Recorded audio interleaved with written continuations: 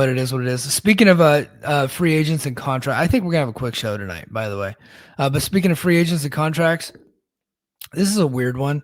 So Fightful Select reported, and Dobby, if you're in the chat still, you can correct me. But Fightful Select reported that TNA signed several of their pending free agents to some short-term deals, many of which were 90-day deals. Then Brian Alvarez was on Wrestling Observer Live this week, I think Tuesday, and stated, and he routed off some names: AJ Francis, Steve Macklin, Mike Santana, and he kind of connected that they were, at least, like, I think a lot of people thought that he said that those guys had all signed 90-day deals, but I didn't see anywhere that confirmed who signed what and for how long. I think he was just rattling off names of free agents. I could be wrong, but that's the way that I took that. Either way, I said it here last week, and I've been saying it for a while. A lot of the deals that are coming due are just going to get extended or re-signed. Some of them might get a bump in pay. I'm sure they will. And but for the most part, they're just going to get their deals extended because they don't have, like, everybody's like, oh, they're spending that AMC money on that. They don't have that money yet. I don't think a lot of that money is guaranteed. I think that money is going to be kicking in later in the year, which is why some of these people sign short-term deals. So Dobby has the facts in the chat. He said, yeah, Fightful said several for 3-month deal extensions while they work out long-term deals, but didn't say any names. And then Alvarez mentioned names like you said. And he said, I think he was just naming the people who had expiring deals. Yeah, so that's the way that I took that. But some people ran with it, like Mike Santana and Steve Macklin signed a 3-month deal. I did see people saying that, but that's not the way that I took it. But I do think all those guys are re-signing. I don't think that WWE is going to be taking Macklin and Santana and AJ Francis and the Rascals. I believe Sean Ross Sapp said he didn't think that WWE would be interested in them. I think they're all very likely to stay. It would not shock me to see Tony Khan bring over the Rascals because that would be a huge blow to TNA. They're one of the best acts on the show, and TNA losing Leon and then losing the Rascals all at the same time would suck. Because there goes your match quality in the company, right? Like, those are the only guys doing you got Mustafa Ali still doing stuff, but that guy's getting, he's 40, right? And he's beating himself up. He's not going to be able to do that shit for very long. So you got these young guys in the Rascals and young guy like Leon Slater. They're the ones having these banger X Division matches. Other guys are having good matches too, but these guys are just at they're at a pace that nobody else can match. And that's going to suck for the undercard and the opening matches. That's going to really be tough for TNA if that does happen, which I hope it does. And I hope the TNA is able to re-sign those guys. Especially the Rascal. I mean, I think Steve Macklin's staying, right? No big deal. But especially the Rascals. I think the Rascals are very important to this show. And with them all being back together, the 4 of them, there's so many different ways they can go with it. All 3 of the guys have been X Division champion. Wentz and Desmond Xavier have been WWE tag champions. Wentz and Miguel have been TNA tag champions. They can do the different combinations. And then, of course, you got Myron Reed right there, which I think Myron Reed should turn heel and feud with the Rascals. And then I think that if it were up to me on the debut episode of AMC, I'm opening the show with Myron Reed versus Leon Slater. And knowing where Leon Slater is about to go, I would put Myron Reed over as the X Division champion, and I would move Leon Slater up to the heavyweight division and have him in a couple heavyweight main events and just get him ready for WWE. Do your fucking job, TNA. That's kind of that's what you did for Trick Williams last year. I guess just do it for Leon now. Get him ready, right? That's what you did for Joe Hendry. You got him prepped. You gave him a little tiny main event run. By the way, he got what, 3 as the main attraction, and then in Slammiversary he was sitting in the cuck chair behind Trick Williams and Mike Santana. So I'll give him 3.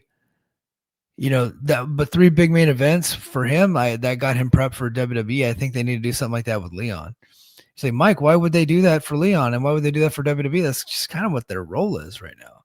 That's what they're doing. And I would pull the title off Leon and put it on Myron and have Myron go heel with Killer Kelly at his side. I think that's a money act, and he could feud with the Rascals. That's what I would do. Each of them, like different title matches, just run through them all, and really springboard Myron Reed to um, elevate him to the level of those three guys. And then those three got like pick two at some point. I think should be the tag champ. It's time to get the belts off the Hardys. Look, I love the Hardys. I'm not an age shamer when it comes to the Hardys. Although it was did kind of suck seeing Matt Hardy try to run to the ring tonight. A little sad, but brother's not moving too well. But let's see. Keep it Wolf Son. Junkyard Akiyama said Rascals to AEW. I could see it. I think that would be a good pickup. I can DM Tony right now and tell him if you guys want me to. I could do that because he and I are, we're like best friends. He loves me, as he should. Carlos Silva stopped following me, by the way, asshole. I bought a stupid fucking hat and he doesn't follow me anymore. But all right. I'm trying to think. I don't think there was any like other news to get into.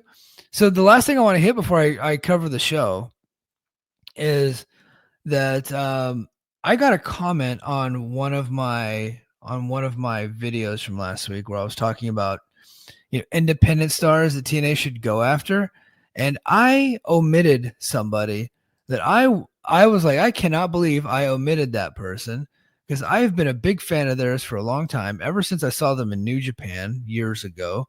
And I'm going to pull them up right now, and I hope that they have their video ready to go. Independent stars, you need to have a highlight video as your pinned video. Okay? It's very important, especially whenever I'm trying to put you over. But this guy does not. But I'm going to go ahead and put his ass over anyway. And that is one Bad Dude Tito. I cannot believe I left him out of the countdown. Now, in my defense, I was talking about an article that somebody from Body Slam I already forgot the name, sorry, but somebody from Body Slam had written an article about 9 free agents, and I love stuff like that.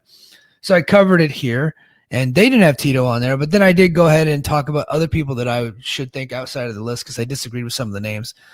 If you come at me and say TNA should sign Killer Cross, you automatically lose credibility with me. You automatically lose credibility with me. Do not say, like, that's almost fighting words. Hold on. Keep it Wolfson. Hey, are you still in Charlotte, bro? I'm an hour away, but if you're still there, I'm back in town tomorrow. I'm going to be at work tomorrow. I have to go in on a rare Friday because I took Wednesday off this week to do a thing at my daughter's school. So I will be in town. We should do lunch. But so anyway, yeah, don't bring up Killer Cross to me. Don't bring up the Good Brothers. Like those two guys are no-goes. They're on the no-fly list for me. But Bad Dude Tito is a guy. The first time I saw him in New Japan Strong, I was like, where the fuck has this guy been all of my life? Well, this guy is awesome. He's a big dude, handsome as shit, real thick bastard. And he looks like he played middle linebacker in college football.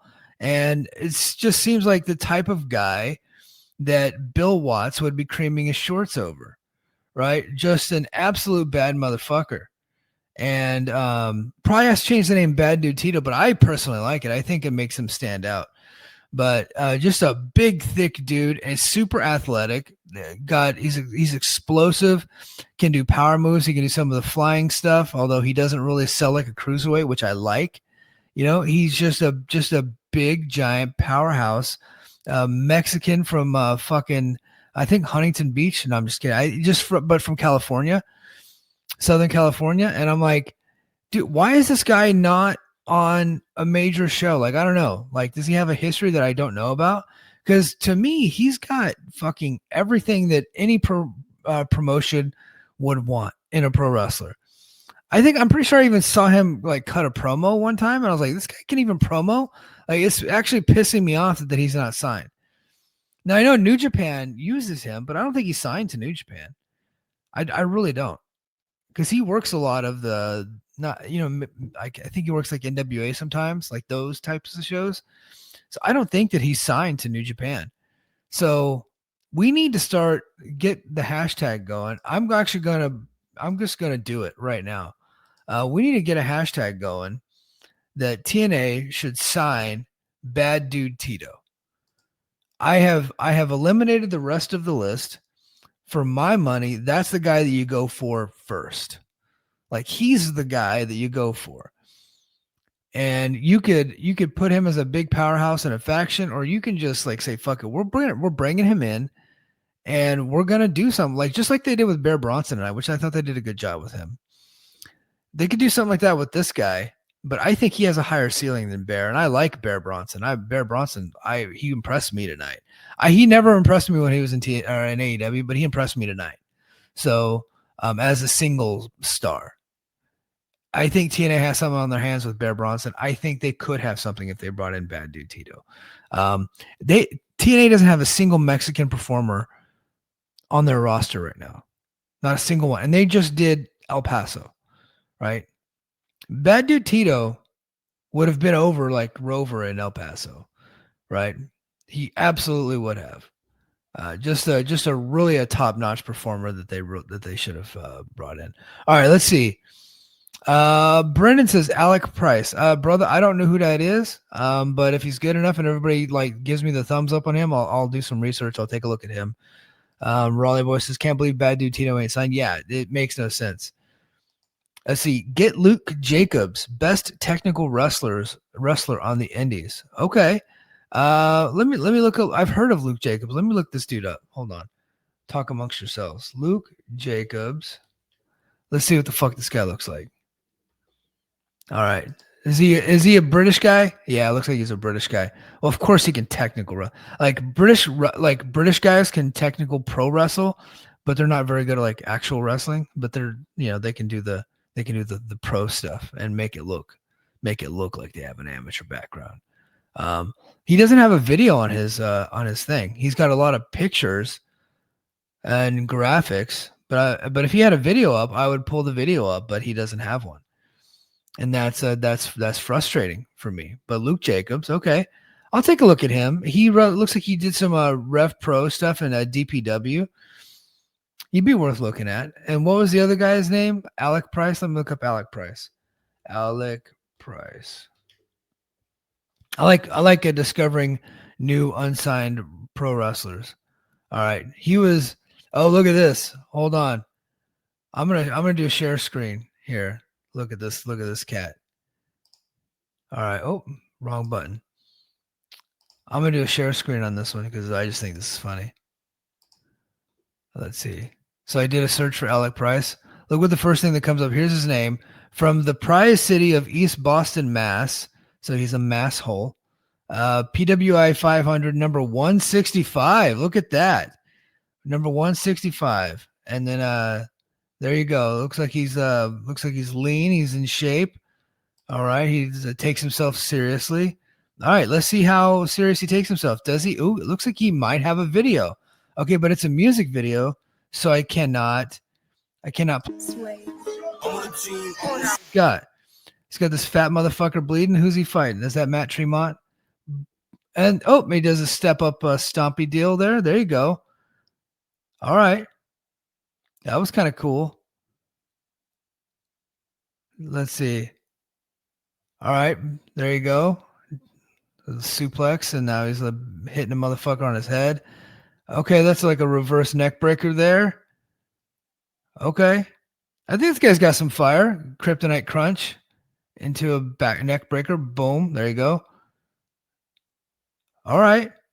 I can get behind this guy. He's a little skinny, but that's okay. Like, X Division, right? Like, you need more guys in the X Division. If he wants to be a heavyweight, though, brother's going to have to eat some carbs. But I think this kid's a talented kid. Okay. Who said that? Who suggested that? Who was the guy that said this, dude? Let me give you a shout out. It was Brendan. Okay, thank you, Brendan. All right, I like this guy, Alec Price. Okay, good job, Brendan. I'm gonna stop sharing now, though. That was cool. All right, let's do that more often. Just like me looking up random wrestlers. All right. And Gerard says Luke is good. Surprised AEW hasn't signed him. He's one of the top on the scene with Ospreay and AEW. Well, I mean, look, they're not going to just sign every Brit that's out there because they like Will Ospreay. You know, he has some pull, but you know, it even took him a while to get his girlfriend signed. So he's got some pull, but I don't know that he has that much pull. All right, guys, let's go ahead and get into the show. Now, like I said, there was like no real news this week. We're waiting on news. So as I get news, I'll hit the Patreon up and discuss it, but there was no real news.